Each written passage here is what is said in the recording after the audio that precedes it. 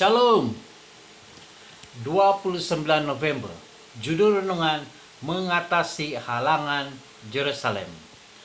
Sesudah beberapa waktu lamanya berlangsung pertukaran pikiran mengenai soal itu, berdirilah Petrus dan berkata kepada mereka, "Hai saudara-saudara, kamu tahu bahwa telah sejak semula Allah memilih aku dari antara kamu, supaya dengan perantaraan mulutku bangsa-bangsa lain mendengar berita Injil dan menjadi percaya.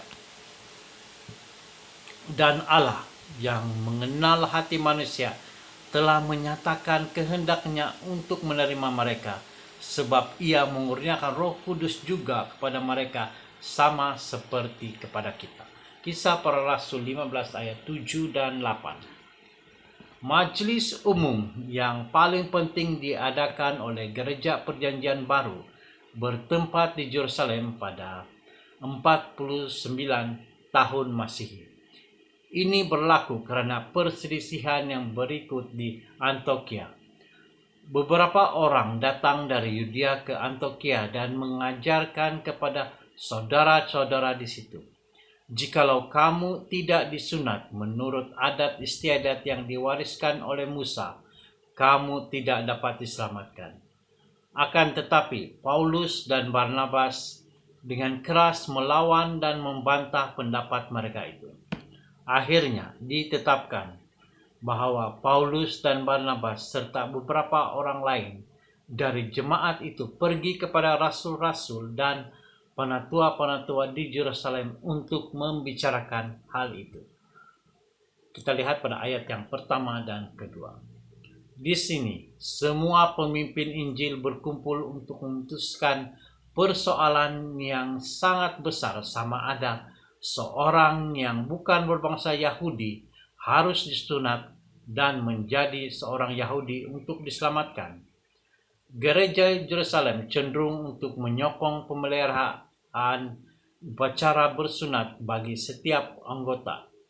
Tetapi orang-orang luar seperti Paulus dan Barnabas berhujah bahwa kedua-dua orang Yahudi dan orang bukan Yahudi diselamatkan hanya oleh iman sahaja. Pada titik kritikal perbincangan, Petrus bangun dan sekali lagi mengimbas kembali pengalamannya dengan Cornelius. Kesaksiannya bersama dengan hujah-hujah yang dikemukakan oleh Yakobus, pemimpin majelis, telah mempengaruhi majelis untuk menggunakan polisi pintu yang lebih terbuka terhadap orang-orang bukan Yahudi, dan gereja terus berkembang lebih daripada sebelumnya. Jelas di sini bahwa Tuhan melalui Roh mahu mencipta lebih daripada gereja Yahudi sahaja.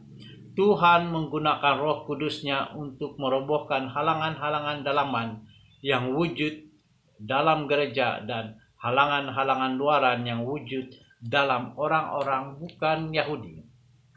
Tuhan mempunyai tujuan supaya semua orang akan disatukan bersama melalui iman kepada Yesus Kristus. Kerana oleh Dia kita kedua pihak dalam satu roh beroleh jalan masuk kepada Bapa. Efesus 2 ayat 18. Mari kita berdoa.